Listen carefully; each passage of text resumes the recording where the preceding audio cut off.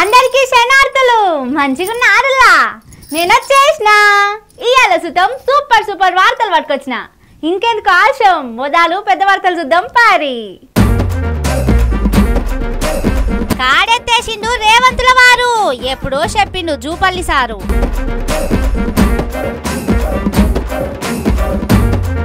Cinema చూపించుకుంటుండు Ponguleti ఈడి దాడులపై ఇస్తాడు కావచ్చు క్లారిటీ పొరపాటున నిజాలు చెప్పిన వివేకు రేవంత్ పొంగులేటిల అబద్ధాలకు ఇక బ్రేకు కన్ఫ్యూజన్ లో ఆగమైన కడియం సారు శ్రీహరి పదవి పీకేస్తారా స్పీకర్ గారు నిరుద్యోగులతో కథలు పడుతున్నారు కాంగ్రెస్ వాళ్ళు మెడలు బట్టి ముంచుతామంటున్న పొలగాన్లు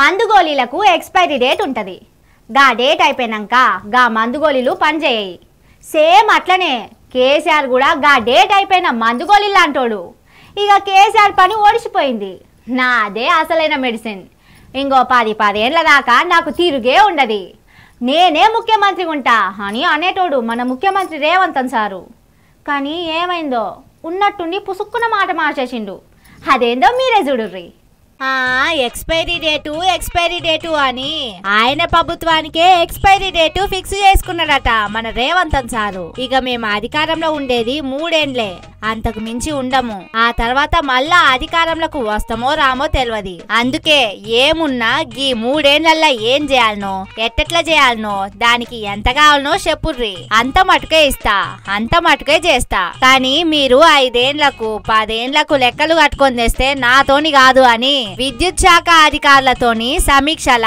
ఖుద్దుగా మన రేవంత్ సారే చెప్పిందట అయ్యయ్యో గిదేంది సారు గిట్ట ఏడాది 2 ఏండ్లకు ప్రణాళికలు ఉండయి ఏమున్నా 5 ఏండ్లకో 10 ఏండ్లకో అక్కడికి వస్తట్టు తయారు చేస్తాం మేము అప్పట్లో కేసీఆర్ గవర్నమెంట్ లో కూడా గిట్లనే చేసినామంటే ఏహే గవన్నీ నాకెందుకు ఇప్పుడు మాత్రం 3 ఏండ్లకే చేయర్రి మన సర్కారు 3 ఏండ్లే ఉంటది అని కుండబద్దలు కొట్టిందట మన రేవంత్ సారు ముఖ్యమంత్రి సారు మాటలిని షాక్ అయిన ఆఫీసర్లంతా ఏంది సీఎం సారు గిట్లానే అని ఒకరి షోలో ఒకరు గుసగుసలు పెట్టుకునేసరికి ఆయింతగా ముచ్చట మీడియా షోలో పడ్డది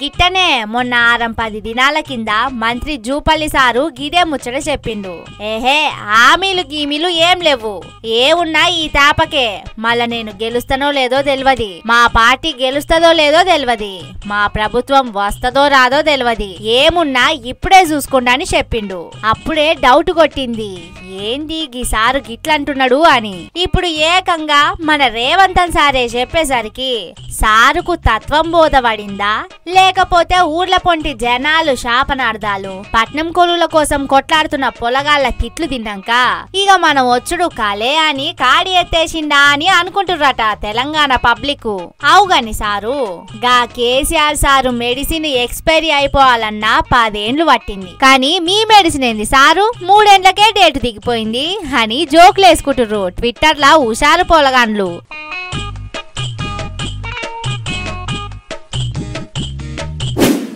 శత్రువులు ఏడన ఉండరు అక్కల రూపంలో చెల్లెల రూపంలో అన్నలు తమ్ముల రూపంలో మన ఇంట్లోనే ఉంటారని అంటారు కదా సేమ్ అట్లనే మన రేవంత్ సారు కూడా రాజకీయ శత్రువులు ఏడనో లేరుల్లో ఆయన పార్టీలోనే గట్టిగా మాట్లాడితే ఆయన క్యాబినెట్లోనే ఉన్నారు కావాలంటే మీరే చూడుర్రి ఎప్పుడు అబద్ధాలే కాదు అప్పుడప్పుడు మంత్రులు నిజాలు కూడా చెప్తారు మంచిగా ఉన్నది ఉన్నట్టే చెప్తారు పొరపాటునో లేకపోతే గ్రహపాటునో తెలియదు గాని వాస్తవం అయితే చెప్తారు ఇగో గీడ మంచిగా పగిడి టోపి అద్దాలు పెట్టుకొని ముద్దుగా మాట్లాడుతున్నది ఎవరో గుర్తుపట్టిర్రా అదేనుల్లా మన V6 ఛానల్ వెలుగు పేపర్ ఓనరు మన మంత్రి వివేకు సారు ఏది సారేమన్నాడో పాలినుర్రి ఎందుకంటే మా దగ్గర కూడా చాలా డబుల్ బెడ్రూమ్ ఇల్లు కట్టినప్పటికీ కూడా డిస్ట్రిబ్యూట్ చేయలేదు టీఆర్ఎస్ ప్రభుత్వంలో నేను వచ్చిన తర్వాత అందరికీ ఎవరైతే నిజంగా అర్హతలు ఉన్నారో వాళ్ళని సెలెక్ట్ చేసి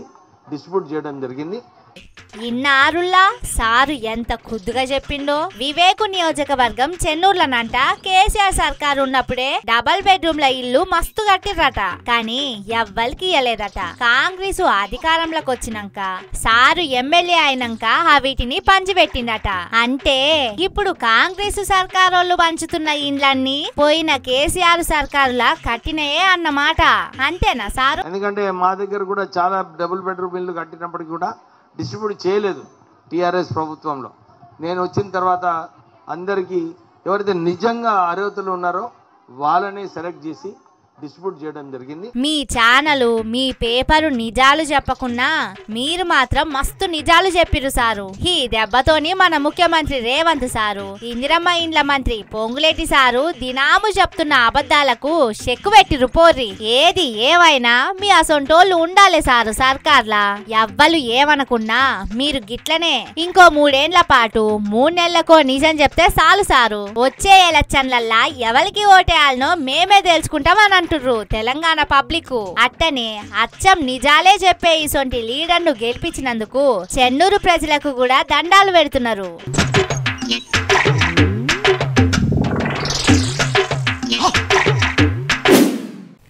ఏం చెప్పాలనో ఏమో పొర్రి. ముందుకు పోతే గొయ్యి, వెనకకు పోతే నుయ్యి, ఎటూ పోతట్లేదు పరిస్థితి. పోని అట్లనే గోడ మీద ఉందామా అంటే అటు ఇటు కాకుండా అట్ట గోడ మీద ఎన్ని దినాలని ఉండాలి చెప్పుర్రి. పోని ఏదోటి దైన్యం చేసి ఇటో అటో దుంకుదామంటే ఉన్నది పోవడమే కాదు, చేతుల షిప్ వచ్చేటట్టున్నది. ఇంతకు నేను ఎవరి గురించి చెప్తున్నానో మీకు ఈడికే సమజయ్యే ఉంటుంది. ఒకవేళ అర్థం కాకపోతే గీ ముచ్చట చూడుర్రి. కుడితీల పడ్డ ఎలకతీలనే ఉన్నది పార్టీ మారిన ఎమ్మెల్యేల పరిస్థితి. కారు పార్టీలనే ఉన్నామని చెప్పుకుంటున్నారు గాని తెలంగాణ భవన్ కు రారు. పోనీ కాంగ్రెస్ పార్టీలనే ఉన్నామని చెప్తిమా ఉన్న ఎమ్మెల్యే పదవి పోతట్టుంది. అటు ఎవ్వరికి చెప్పుకోలేక మీడియా కంట్ల పడకుండా తప్పించుకొని తిరుగుతున్నారట కారు పార్టీకి వెళ్లి కాంగ్రెస్ లకు దుంకిన ఎమ్మెల్యేలు. కానీ ఎంత తప్పించుకొని తిరిగినా ఏడనో తాన దొరకకపోరు, ఎప్పుడో ఒకసారి నోరు జారకపోరు. సేమ్ గట్లనే station Ganapuram MLA Kadiyam sir నోరు జారిండు చూడుర్రి. నేను దాదాపుగా సంవత్సరాల నుండి కాంగ్రెస్ ప్రభుత్వంతో కలిసి పనిచేస్తున్నాను. ఇన్నారుల్లా ఏడాదిన్నర నుంచి కాంగ్రెస్ ప్రభుత్వం కలిసి పనిచేస్తున్నామని ఒప్పుకున్నాడు కడియం సారు. ఓ స్పీకర్ సారు, గీ సాక్ష్యం సరిపోతుందా ఈయన పదవి పీకేస్తందుకు? ఇప్పుడు దీంట్లో దాచుకునేది ఏమున్నదండి, మేము పార్టీ ఫిరాయించినామనే సుప్రీంకోర్టుకు వెళ్ళిరి. సుప్రీంకోర్టు ఒక తీర్పు ఇచ్చింది. ఆ తీర్పు ప్రస్తుతం స్పీకర్ గారి జ్యూరిడిక్షన్ లో ఉంది. వారు నిర్ణయం తీసుకోవాలి. వారు మాకు నోటీస్ ఇచ్చారు. ఆ నోటీస్ కు నేను రిప్లై ఇస్తా. రిప్లై ఇచ్చిన తర్వాత స్పీకర్ నిర్ణయం ఏది ఉంటే ఆ నిర్ణయానికి కట్టుబడి ఉంటాను. ఏది వేసుకున్నా స్పీకర్ గారి ముందు ఉంది కాబట్టి ఇంతకంటే ఎక్కువ నేను మాట్లాడడం ప్రస్తుతం బాగుండదు. నేను ఏ పార్టీలో ఉన్నది అనేది ఇప్పుడు ఆ స్పీకర్ తేల్చాలి కదా. అయిపోయింది కథ. నేను ఏ పార్టీలో ఉన్నానో స్పీకర్ కే తెలవాలనట. అంతా మీ మీదికే నూకేసిండు స్పీకర్ సారు. మన కడియం సారు 2 నిమిషాల ముందే నేను కాంగ్రెస్ పార్టీతో కలిసి పనిచేస్తున్నా అని చెప్పిండు. మళ్ళా ఇప్పుడేమో నాకేం తెలియదు అంతా స్పీకర్ గారికే తెలియాలంటుండు. అంటే ఈ లెక్కన కడియం సారు అబద్ధాలు చెప్తున్నట్టే కదా. మరి ఇప్పుడన్నా మన స్పీకర్ గడ్డం ప్రసాద్ సారు ఎసోంటి నిర్ణయం తీసుకుంటాడో చూద్దామని ఎదురు చూస్తుర్రు స్టేషన్ గణపురం పబ్లిక్.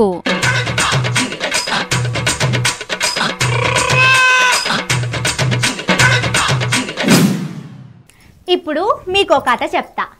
అది నీ కథ ఎట్లుందో ఎవరికి తలిగేటట్టుందో మీరు చెప్పాలి, సరేనా? అనగనగా ఓ ఊరు. ఆ ఊరు నుంచి ఏ ఊరికి పోవాలన్నా ఏరు దాటాల్సిందే, అంటే పడవ ఎక్కాల్సిందే. అయితే ఆ ఊర్లో ఉన్న ఓ తెల్ల బట్టల పెద్ద మనిషికి అర్జెంటుగా పక్కూరికి పోయే పని పడింది. ఓడ మల్లన్న పడవెక్కిండు, ఏరు దాటిండు. ఏరు దాటినాక ఆ మల్లయ్యతోని పొట్టులొల్లి పెట్టుకుండు. నువ్వెంత నీ బతుకెంత అని నోటికొచ్చింది మాట్లాడిండు. సరే పోనీలే టైం నాది కాదని ఊకుండు. పక్కూరికి పోయిన తెల్ల బట్టల పెద్ద మనిషి పని పూర్తి చేసుకొని పొద్దుకంగా మళ్ళా ఏరు కాడికి వచ్చిండు. ఓడ మల్లయ్య ఆడనే ఉన్నాడు. మొఖం చూడకనో పడవెక్కిండు. సరిగ్గా ఏరు మధ్యలోకి పోయినాక పడవ ఆపుకొని, బిడ్డ ఇప్పుడు చెప్పు నీ కథ ఏందో, పొద్దుగాల ఏమన్నావురా, ఇప్పుడు ఎట్టబోతావు పో అని నడి ఏట్ల ముంచి ఒడ్డుకు చేరిండు. సరే ఈ కథ ఎందుకు చెప్పినో ఈ ముచ్చట చూడురి మీకే సమజైతది. గీ ఓడమల్లన్న బోడమల్లన్న కథ ఎందుకు చెప్పినా అంటే గీ కాంగ్రెస్ ఓళ్ళ కథ కూడా అట్లనే ఉన్నదుల్లా. ఓట్ల ముంగట నిరుద్యోగుల చుట్టూ గజ్జి పిట్టలు తిరిగినట్టే తిరిగి వాళ్ళతోని వాళ్ళ ఇంటోళ్ళు పక్కోళ్ళతోని ఓట్లు వేయించుకొని ఇప్పుడు వాళ్ళను దగ్గర కూడా రాణిస్తలేరుల్లా. మేము అధికారంలోకి రాగానే ఏడాదిలోనే 2 లక్షల కొలువులు ఇస్తామని చెప్పిర్రు. 2 లక్షలు కాదు కదా, కనీసం 2000 కొలువులు కూడా కొత్త ఇయ్యలేదని మస్తు గరం మీదున్నారు నిరుద్యోగులు. అయితే కొలువుల నోటిఫికేషన్లు జాబ్ క్యాలెండర్ వేస్తారా వేయరా అని పొలగాన్ల కోసం కొట్లాడుతున్న అశోక్ సారు ఆయన ఇంట్లోనే ఆమరణ దీక్షకు కూసుండు. పోలీసులు తీసుకుపోయి వనస్థలిపురంలో ఉన్న సర్కారు దవాఖానలు వేసిర్రు.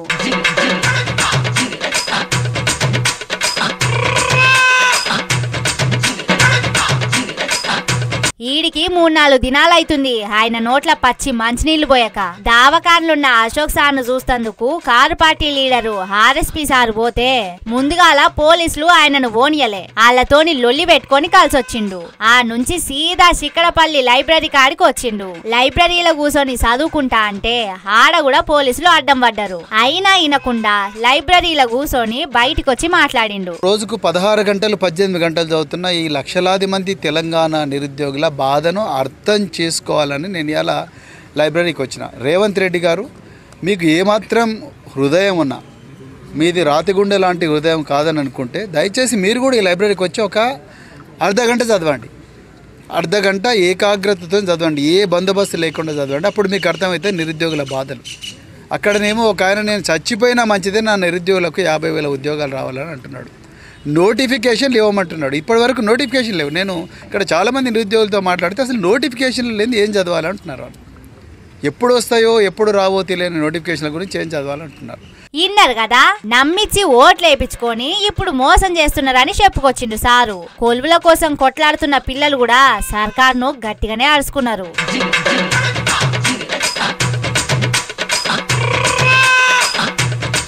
ఏందో ఏమో పోన్రి, నమ్మి నానబోస్తే పుచ్చి పుర్రలైనట్టే అయింది నిరుద్యోగుల పరిస్థితి. ఓట్ల ముంగట్నేమో కాంగ్రెస్ లీడర్లు వీళ్ళ దగ్గరికి తిరిగిర్రు. ఇప్పుడేమో వీళ్ళే కాంగ్రెస్ వాళ్ళ చుట్టూ చెప్పులు అడిగేటట్టు తిరుగుతుర్రు. అయినా ఫాయిదా లేకుండా పోతుంది. పోనీలే అన్నలు, రేపు మీ టైం వస్తది. నేను ముందుగాల చెప్పినట్టు మళ్ళీసారి మీ తానికి వచ్చినప్పుడు మెడలు పట్టి నీళ్ళల్లో ముంచుదురు.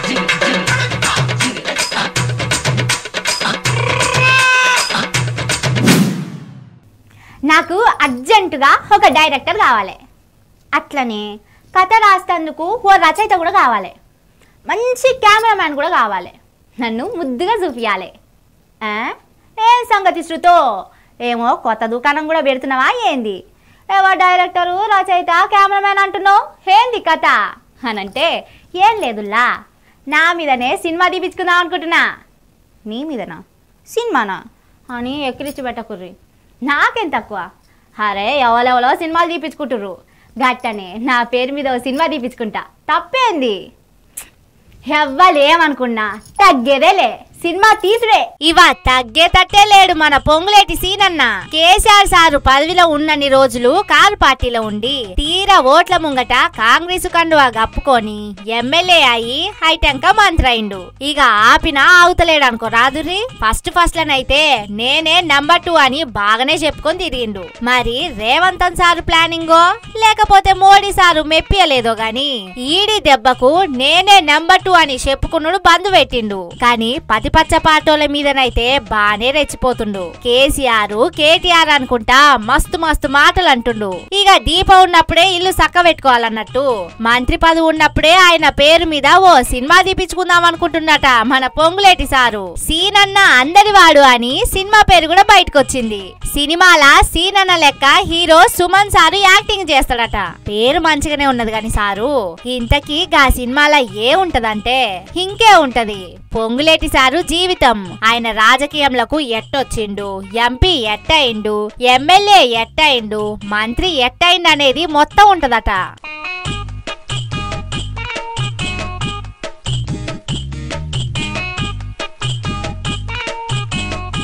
అవునా అవునా సారు? అట్టనే పనిల పని కాంగ్రెస్ పార్టీ ఎట్టా అధికారంలోకి వచ్చింది, జనాలకు ఎన్ని హామీలు ఇచ్చింది, వాళ్ళను ఎట్లా నమ్మిచ్చిర్రు, గెలిచినాక మొండిసేయి ఎట్ట చూపిచ్చిర్రు, ఒక్క ఫ్రీ బస్సు పెట్టి మిగతాయాన్ని ఎట్ట ఎగ్గొట్టిర్రు, వీటితో పాటు మీరు కూడా పాలేరులా ఎట్ట గెలిచిర్రు, గోడ గడియారాలు కుట్టు మిషన్లు అన్ని ఉంటాయా సార్ సినిమాలా?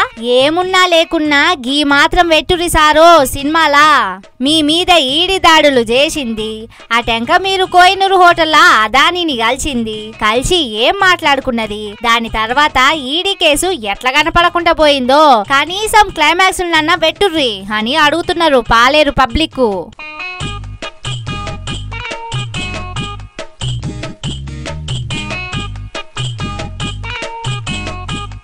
అయినా 6 గ్యారంటీలు 420 హామీలని ఇట్లా తీరొక్క ముచ్చట్లు చెప్పి గెలిచి గద్దకెక్కినాక పబ్లిక్ కు సేవ చేయరు సార్ అంటే సినిమాలు తీసుకుంటాం, సినిమాలతోటి ఊసుంటాం, చట్టా పట్టాలు వేసుకొని ఎంజాయ్ చేస్తామంటారేంది సారు? అదేదో సినిమాలో చెప్పినట్టు ఎవ్వలి డప్పు ఆలే కొట్టుకోవాలని మీ సినిమా మీరే తీసుకుంటున్నారా సారు అని అడుగుతుర్రు మీకు ఓట్లేసిన తెలంగాణ పబ్లిక్.